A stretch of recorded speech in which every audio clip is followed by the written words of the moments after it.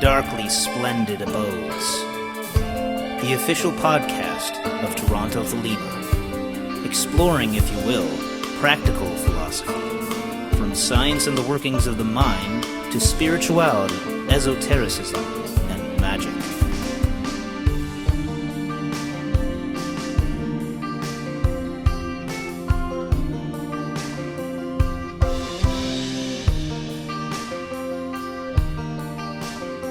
Stooping down, dipping my wings, I came into the darkly splendid abodes. In 1916 era vulgaris, Swiss psychiatrist Carl Jung channeled what would become known as the Red Book. The visions captured in this book culminate in the appended 7 sermons to the dead. Edward Mason and I will discuss these Gnostic-flavored sermons and examine some of the similarities they share with the themes of the Book of the Law. Do what thou wilt shall be the whole of the law. Love is the law, love under will. Welcome back, Edward. Good afternoon, good to see you again. Good to see you as well. I was going to say, because it seems like we haven't had a winter this year, so we're probably closer, at least, to experiencing what you normally experience this time of year. I mean, nowhere close. Well, right now it's about 30 degrees where I am in central Mexico in the mountains, so I don't think Toronto's getting that yet. Well, we got up to 4 today. Right. Good. There's ambition there. There's ambition. Right. Anyway, today I said I wanted to launch into Carl Jung's 7 Sermons to the Dead, the Septem Sermones ad Mortuos. Mm-hmm. And you're probably thinking, why? Why does he want to do this? Well, let me explain. Aleister Crowley was born on October 12th, 1875. Carl Jung had been born a few months earlier, July 26th in the same year. They were almost exact contemporaries. Now, Crowley was enjoying his honeymoon in Cairo when all this weird stuff started happening, and Rose got him to stand invoking on the balcony, and he goes inside the room and has to spend 3 days listening to Iwas telling him a whole load of Kabbalistic riddles, which he has to write down, and is now known as the Book of the Law. It's not that long after, in 1916, that Carl Jung produced these 7 sermons. Briefly recapitulating Jung's career, he trained as a doctor, became a psychiatrist, started corresponding with Sigmund Freud about some of his patients, became for a while a follower, disciple, fan of Freud. Freud thought this guy was terrific, in part because Freud was largely surrounded by other Jewish men, and Carl Jung was not Jewish. Therefore, it was going to give Freud a little bit more respectability. You see the problems if you've ever seen the David Cronenberg movie, A Dangerous Method. Michael Fassbender plays Jung. Viggo Mortensen plays Freud. Brilliant portrayal of Freud. Best Freud ever on screen. And what's her name? Well, she plays Sabine Spielrein, who was emotionally involved with Jung, but we don't know whether it was really the affair that the movie portrays. So that side of it's a little bit iffy, but definitely the difficulties between Freud and Jung are well presented in that movie. Anyway, a few years after this, Jung found he just couldn't stick with Freud's dogmatic attitude to sexuality being the basis of the entire psyche. He felt there was a lot more going on. There were ancient vestiges. There were all kinds of other things. He ended up breaking with Freud, and this was very painful for him because he didn't have a theory of the mind. He needed to figure out what he actually believed, and therefore he was struggling to come to terms with a lot of psychological stuff that was surfacing in him. Sabine Spielrein at this point had gone to hang out with Freud for a few years, and she ended up returning to her native Russia, where she stayed until her horrible death when she was killed by the Nazis in 1942. Jung had been treating a young woman called Antonia Wolff, who was depressed after the death of her father. And Jung helped to get over that depression. He felt that Antonia was a brilliant woman, very brainy. Jung had a wife, Emma, but Emma came from the upper circles of Swiss society. She brought with her a large amount of money from the family's watchmaking firm. There was never a shortage of cash, whereas Freud was always kind of a little bit broke. Jung contacted Tony Wolff and said, I'd like to spend more time with you. I think you could help me resolve some of the things in my mind. Finally, he even gives the date, which is December 12th, 1913. He was sitting in his office musing on things, and he felt suddenly everything open out, and a whole quasi-psychosis surfaced in him. He spent the next few years dealing with fantasy material that was vividly real to him. And it was painful for everybody, him, his wife, Emma Jung, and Tony Wolff, to be trying to deal with all this stuff. Emma she was a very smart woman, had a lot of emotional intelligence, but couldn't help him with this. Antonia, on the other hand, was most of the time able to hold her own against Jung's intensity, and he was a very intense man, very, very full of deeply rooted psychological energy. So they were working through all this fantasy material. It was all published about a dozen years ago in the Red Book, which was put out finally with the family's permission. They'd kept it all kind of confidential because the family have always been very conservative Swiss people, and they don't like the fact that their most famous family member broke all the rules throughout his entire life. That's why he's famous. Okay. Things got pretty rough for Jung, late 15, and he began drafting something in the middle of January 1916. I suppose when you are dealing with a lot of stuff in the deep psyche, it doesn't necessarily have to communicate direct information to you. Simply the presence of it begins to have effect. So that a lot of magicians don't necessarily get verbal communication from the contacts they're making. It's just there's an impression that comes across, and there is some kind of non-verbal communication that is subliminally received and begins to build up a magician's understanding. It's very unique. Some people are highly verbal. Crowley got a lot of verbal stuff much of the time. Other people just get images or, as I say, impressions. I don't know what other word to use. And he drafted this rough Gnostic manifesto in mid-January of 1916. It's in the Red Book as an appendix in the back of the text. And there he was at the end of the month, January 16. This is a time when Crowley was over in America, going through his own trials, and he was moving towards becoming a magus, and there was all of that upheaval. He was trying to deal with a lot of poverty. He hardly had any money there. It was a very strange time because, of course, Britain was at war with Germany. Crowley felt what he was doing was helping Britain and its allies against Germany and Austria-Hungary. That's all a complicated story of just how much espionage work Crowley was doing or trying to do or failing to do. Point is that this was a time of upheaval within Crowley himself. And these two events, as I say, they're only 12 years apart, the Book of the Law and the Septem Sermones. One Sunday afternoon, one of Jung's daughters had reported a ghost going through the house. And then they saw the pull bell outside the house being pulled down. The bell was ringing with nobody being there. They even went out to check, and this thing was moving up and down. Poltergeist phenomena. And Jung says that the atmosphere in the house was incredibly thick and painful. And he yells out, well, what in God's name, what is this?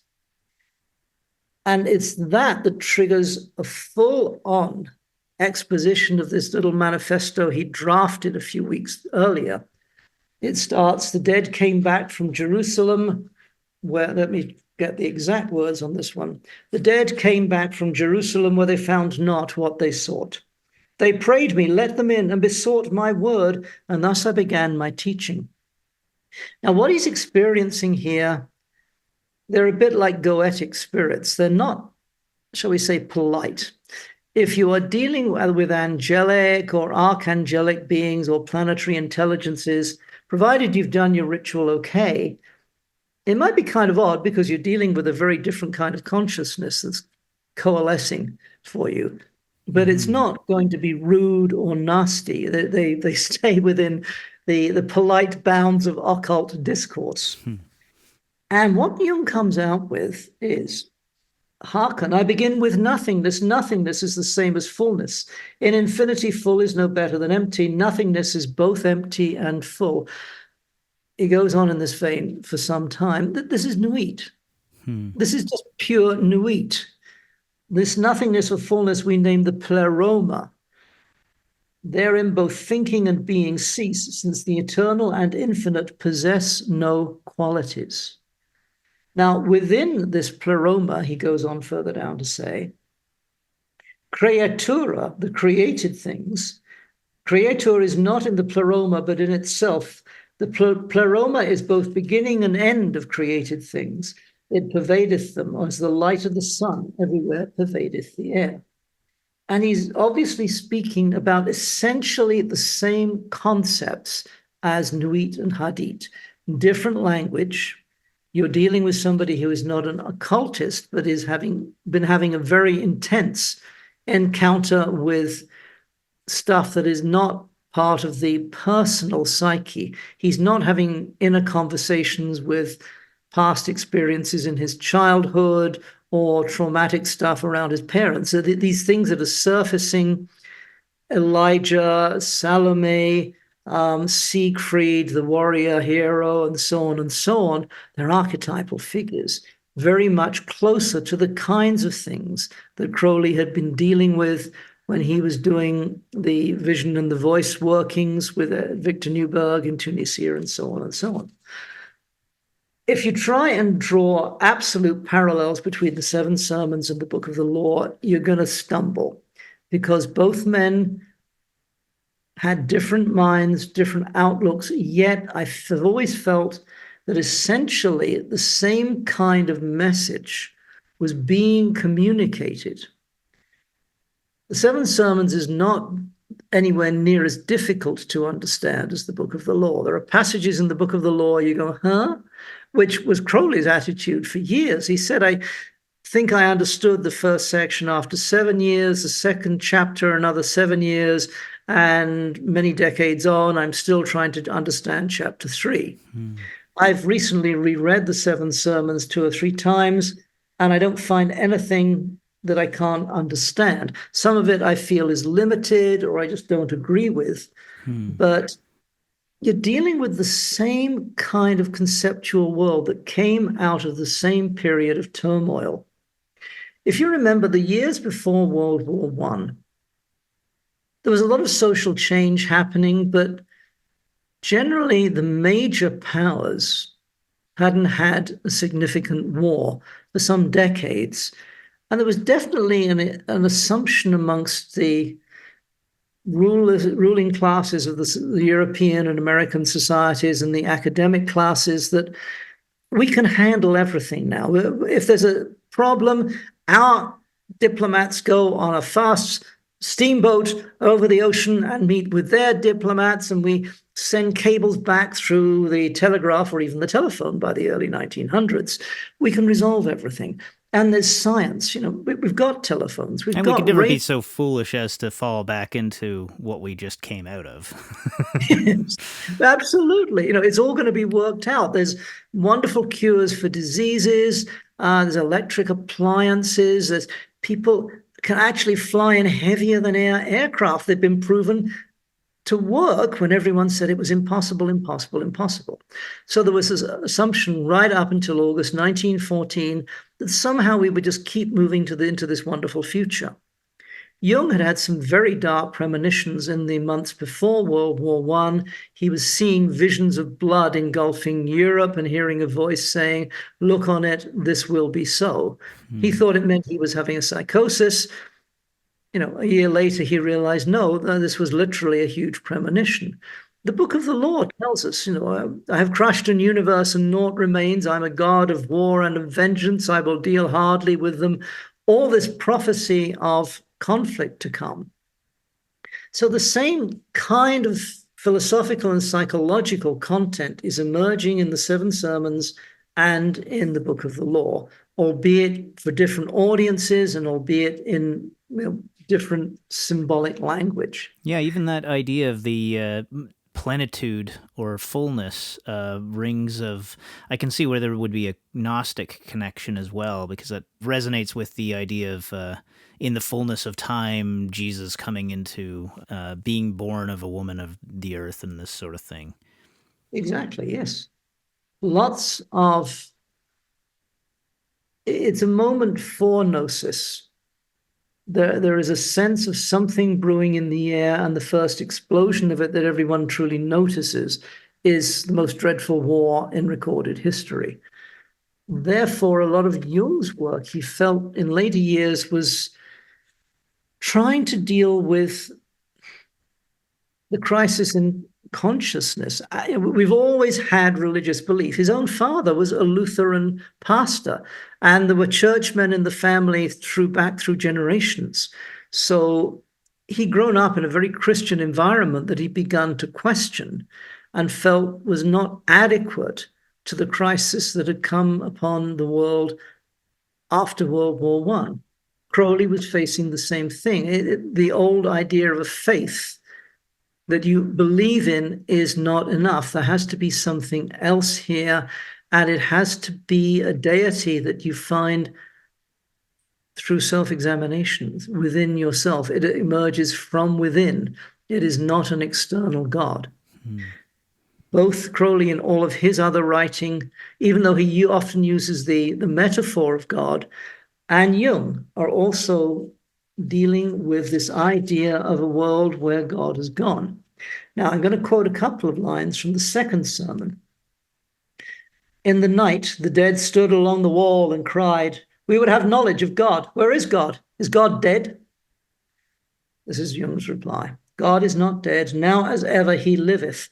God is creatura. He's created, for he is something definite and therefore distinct from the pleroma, which I'm saying is the same thing as nuit.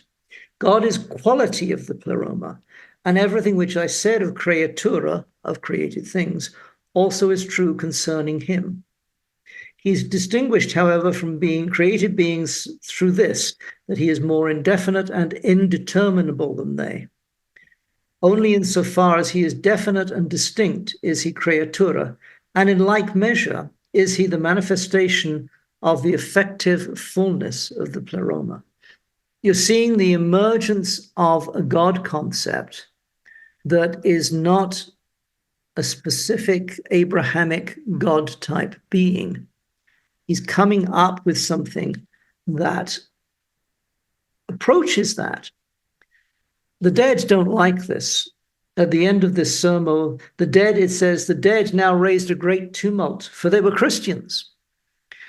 The dead, by the way, he defines as the voices of the unanswered, the unresolved, and the unredeemed. All the questions that can't actually be easily resolved anymore. There's no Christian religion that gives you all the set answers.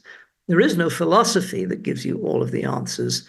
There's just this enormous question that all of us bring to life. What am I? What am I about? Is there a purpose? Is there something I can attain? Can I achieve a greater wisdom, a greater understanding, a greater usefulness in the universe? Do I have a function that I can determine? Crowley gives us specific philosophical ideas. Yes, you have a true will. You need to learn what that is. That's what you already are here to do. It's already encoded in yourself. So Crowley at least outlines a plausible philosophy with which to proceed. Jung's job as a psychologist and psychiatrist, he always insisted he was a psychiatrist because he was a doctor, was to help individuals find out how to reconnect the broken parts inside themselves. And what he offered, as with Thelema, is not easy answers. A lot of people came to Jung and found that what he wanted them to do was more than they could manage. It was very stressful. Several people who did come to him committed suicide. I think they were already people who were deeply troubled, and Jung was their last hope. And sometimes you are required to perform an act of great moral courage that people just don't feel they can do or they don't want to have to do. Mm-hmm. So they weren't able to reach the level of integration that Jung was trying to offer them. But he was, as with Crowley, trying to offer a way through what both men appreciated was a period of history where the old was just broken and disintegrating, and the new had not yet been fully born. And that's where we find ourselves right at this moment. We're talking about the poly-crisis with the various wars. We're talking about everything, which I think is being overplayed by media that are desperate for eyeballs on their website. I'll say. So we are being told it's all far more hopeless than it necessarily is. On the other hand, it's plain that politics is not capable of addressing the real crisis of our time except by patching up small aspects of global problems. And there is no particular political philosophy around the world that offers us a way through, other than a kind of half-assed fascism that is emerging some of these populist figures. And when you think, okay, with your policies, sir or ma'am, what is it you are going to offer us? And you find it's a remarkably hollow charisma that's on offer. We have to turn back to the individual self, the individual quest, and the loneliness of the individual path. And Crowley offers us a way through. Jung offers also an important contribution into self-understanding in a mythic perspective. And of course, if you believe in the aeon that we're in, that is a myth by which we can live in these particular times.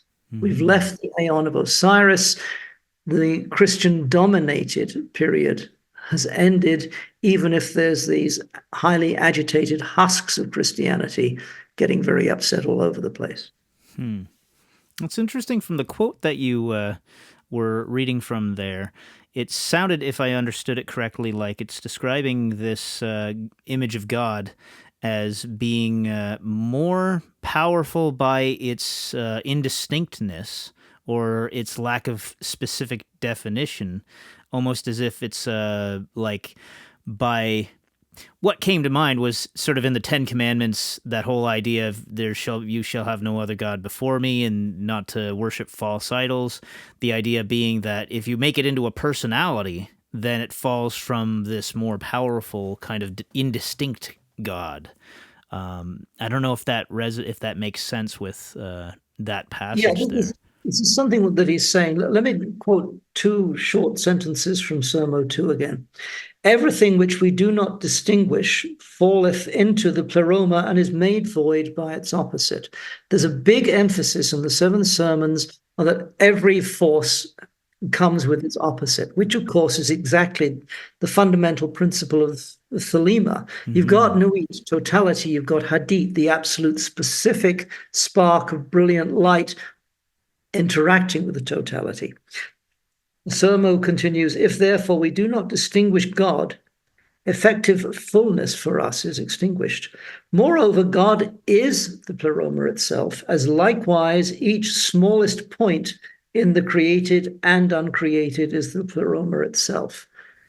Again, I'm seeing an expression of what we know as hadith here. The smallest point in the created and uncreated is the pleroma in microcosm. It's one tiny aspect of Nuit confronting the totality of Nuit. The eternal duality between thus you have star and star, system and system, and ultimately the aim is to achieve the mystic marriage between the point and the totality. Yeah, pretty heavy stuff.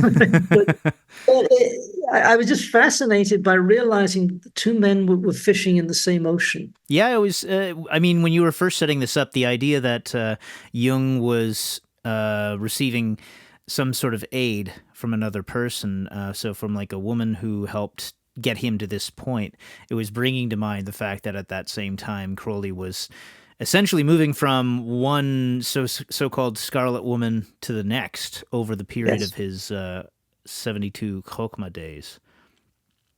Exactly. They could not get this done without a companion there to receive and, I don't want to say modify, but help transform what was pouring through these two men alchemically into something greater. Mm-hmm. So Jung, after he'd done the 7 sermons, began reclaiming some of his equilibrium. People who knew him at the time thought he really was going psychotic. He was so full of crazy stuff. The other thing I should mention here is that there is one of the figures that comes up in the Red Book and in all of this recorded fantasy material called Philemon. At first, he's a teacher figure. And then, if you read the Red Book version of this, Jung and Philemon become the same being. It's essentially a name for Carl Jung's holy guardian angel. Mm-hmm. That is what is pouring this thing through, which again is why I feel there's a parallel with the Book of the Law. 7 sermons done over 3 days and nights is, again, of course, the Book of the Law came in 3 days as well, produced by an inspiring being that is and is not Carl Jung himself. It's him. It includes him, the person. It includes all of the deeper stuff that he came to call the capital S self, which I think we can more or less assume is the same thing as the holy guardian angel. Realizing what the self is, and that becomes the major integrating force in the personality, is the path that Jung offered to people, just as Crowley offered the tree of life as a skeleton on which to build the flesh of a personal path through AA or through any variant of the Thelemic system that you care to work. Yeah, it's amazing having all these people kind of in totally different branches. Like, I mean, even Einstein with like the development of the theory of relativity, completely different sort of, section of knowledge and understanding, but yet setting humanity in something of the same tangent in terms of understanding things as everything as being relative and having a different perspective on things altogether. A lot of things were coming together. I've been thinking a lot about this recently, trying to figure out what, my own ideas about myself at this phase of life, or yada, yada, yada. When Crowley was alive, people could actually interact with him. Major figures like Carl Germer, Jane Wolfe, Frater Achad, Charles Stansfeld Jones, these people met him. They were directly affected by him. They were directly led to transformation. That was the very first generation of Thelema. And then there's this sort of, it goes dead quiet for about nearly 20 years. I mean, there was Kenneth Grant in England, and there was Jack Parsons and the California people, but that was a very small group. Then and I might be wrong on the chronology here, but I think it was the end of the 60s that Grady McMurtry and his circle restarted the OTO. Other people began promoting the AA, especially Phyllis Seckler, Grady's wife at the time. And then the things like the temple system that I've been involved with for almost 30 years. I'm still with the Temple of the Silver Star. This really extended our understanding of how to apply what Crowley was offering us. Back in the 90s, there used to be a big objection to, you guys are psychologizing magic, stop doing it. But the point is that the first 4 Sephiroth at the bottom of the Tree of Life are largely dealing with aspects of our own psyche. Each successive one, Malkuth, Yesod, Hod, Netzach, getting deeper below the level of the personal psyche and closer to the stuff that Jung was talking about and talking to when he got the 7 sermons.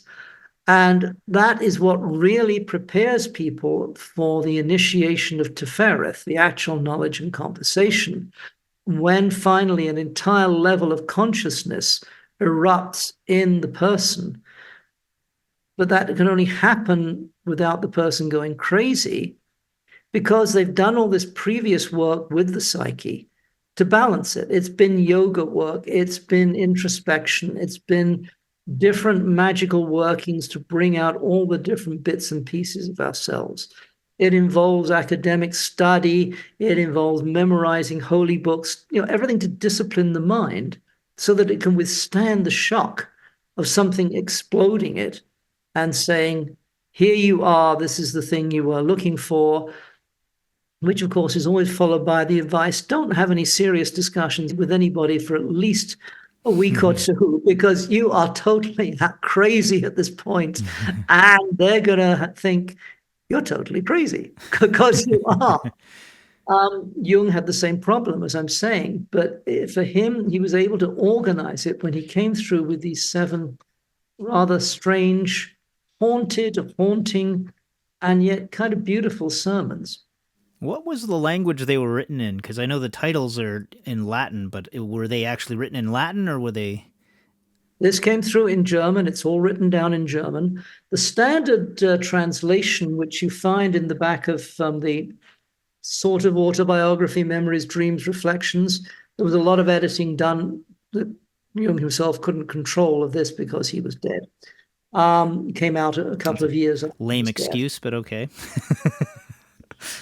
I know. He should have come back and said, now listen. But no, this was German, and the standard translation tends to use a rather biblical prose. The daemon of sexuality approacheth our soul as a serpent.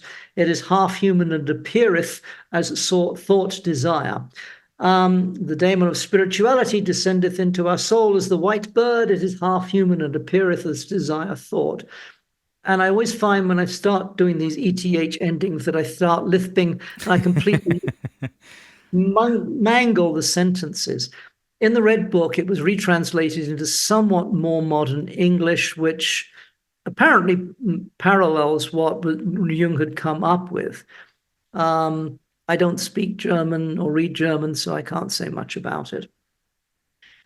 But yeah, it was a German text, and although there's a few Latin words thrown in and a few words from Greek, it's basically a German text. Mm-hmm. Well, it sounds fascinating. I missed an opportunity when the Red Book came out. That was the same around the time that I'd met you, actually, that it came out, and I remember you having gotten a copy of it, and with pride beaming from your face.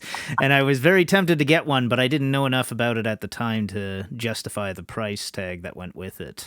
But it was $200 Canadian at that point, and it wasn't cheap. My son really splashed out on that, but I've kept this thing with me ever since. It's a real treasure, just to possess it. Although it's a very, very hard read.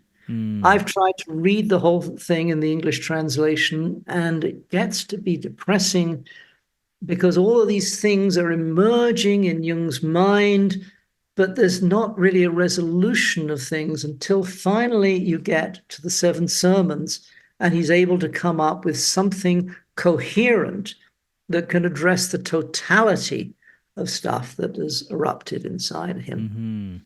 So if somebody wanted to read the Seven Sermons, barring having to go out and find a copy of the Red Book, which I know is probably way more than $200 nowadays, do you have any idea where they can best locate them?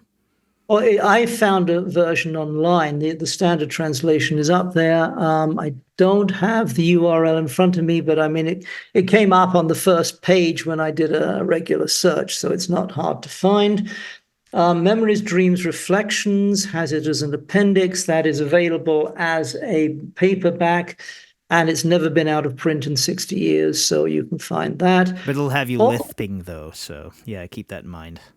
Yes, I don't want to start lisping too much, but it's very easy to find once you go online. It is there and available. There's also a version of the Red Book that they put out without all of the color graphics, and it's just the translated material. I think you lose a lot in not seeing Jung's paintings of what he was talking about, what he was experiencing, but the text is in there. But I'd suggest just going online, and then if you want to download it, you've got a hard copy to take into a temple if you're going to do some meditation work on it. I particularly like the seventh sermon, which I find speaks more emotionally. I'll get to that in one moment, but I did want to mention also that Sermo 4 is talking about gods and devils.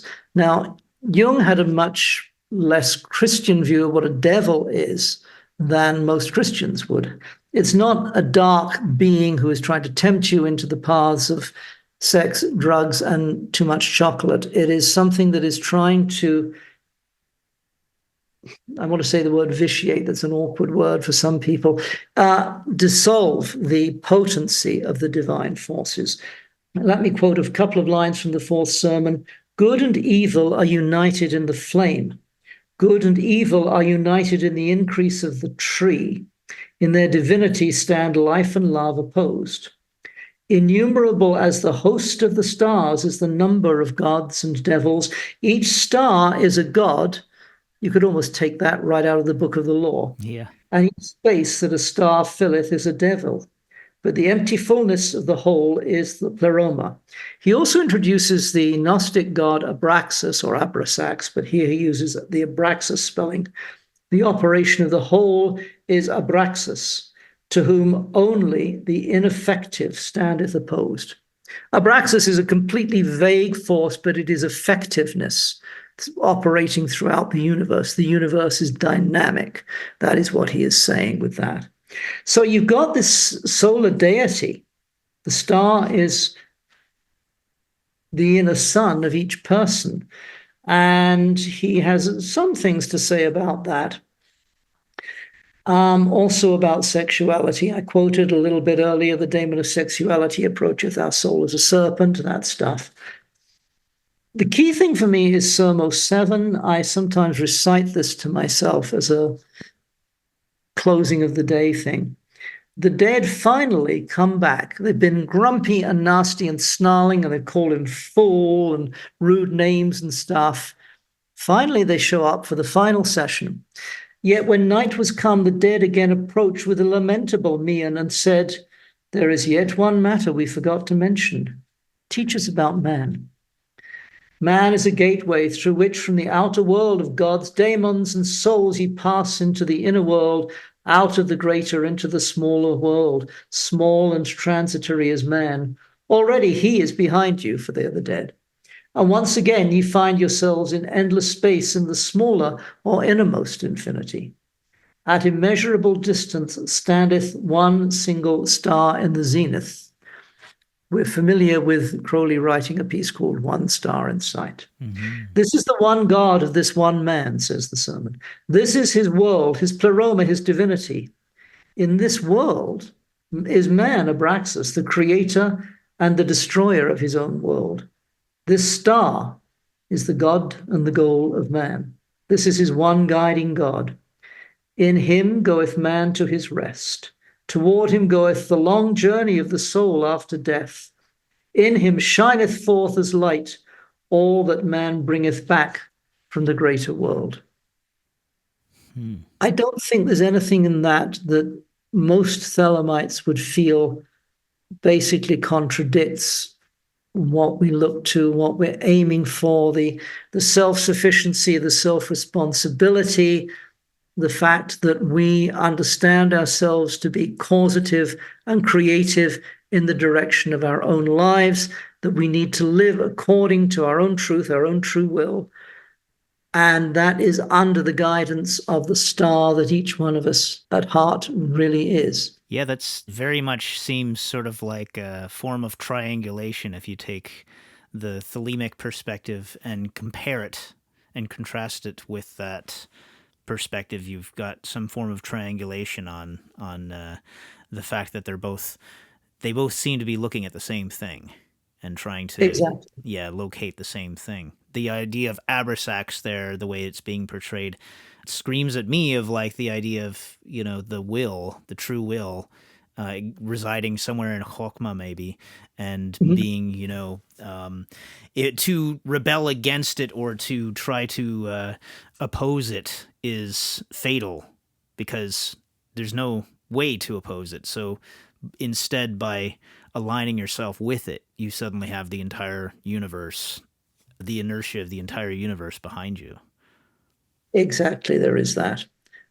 Also, I think I was talking earlier about the early phase when Crowley was alive, then the revival that happened and a certain resistance to psychology, but psychology is important for the early stages of the path, and also keeping yourself in balance. So the Thelemic path is not easy. There's risks there.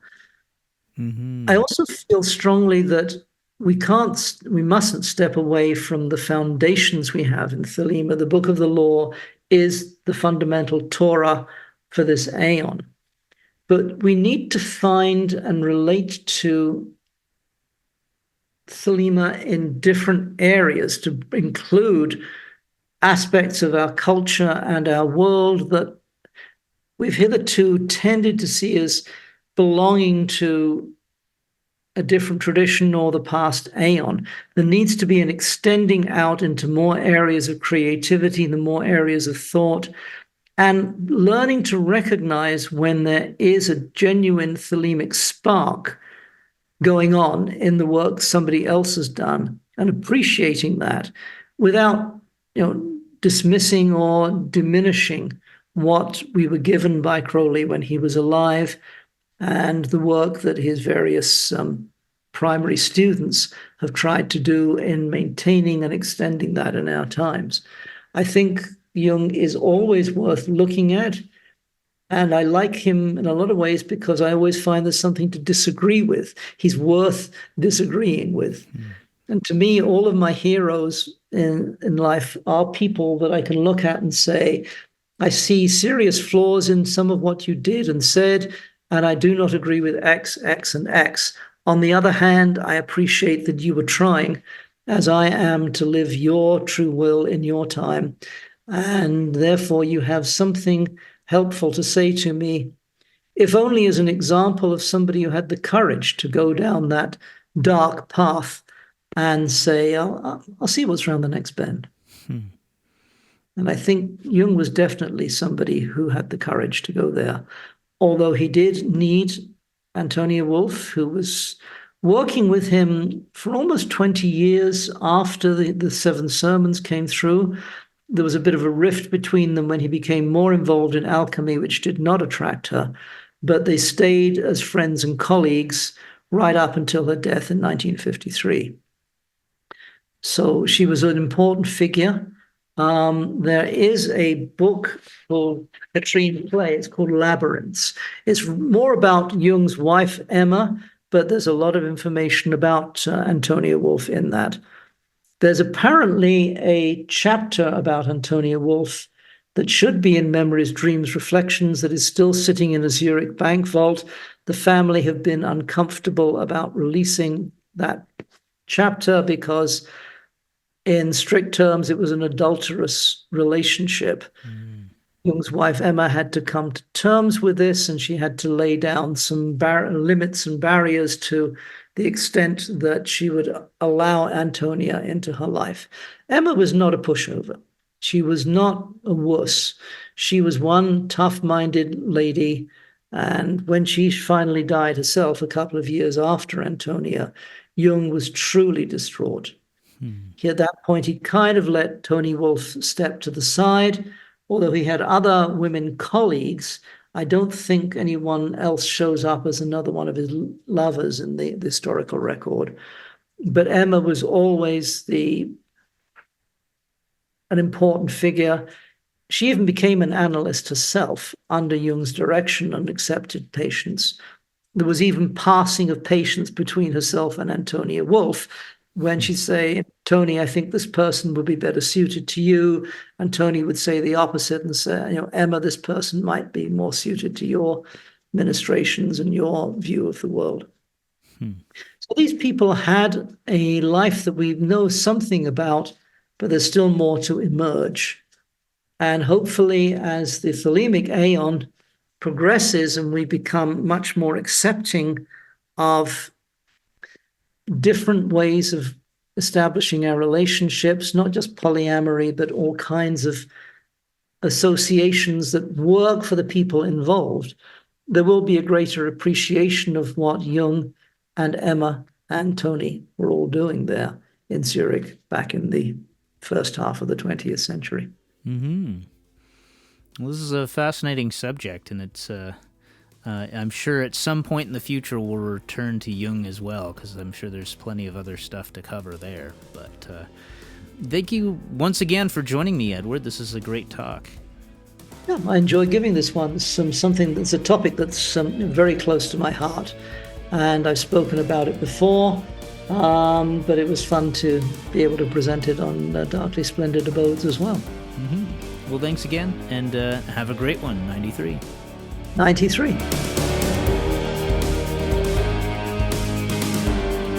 Thanks for listening. Find us online at torontothelema.org. Watch for events on Meetup and the usual social media spots, and join us again in the Darkly Splendid Abodes.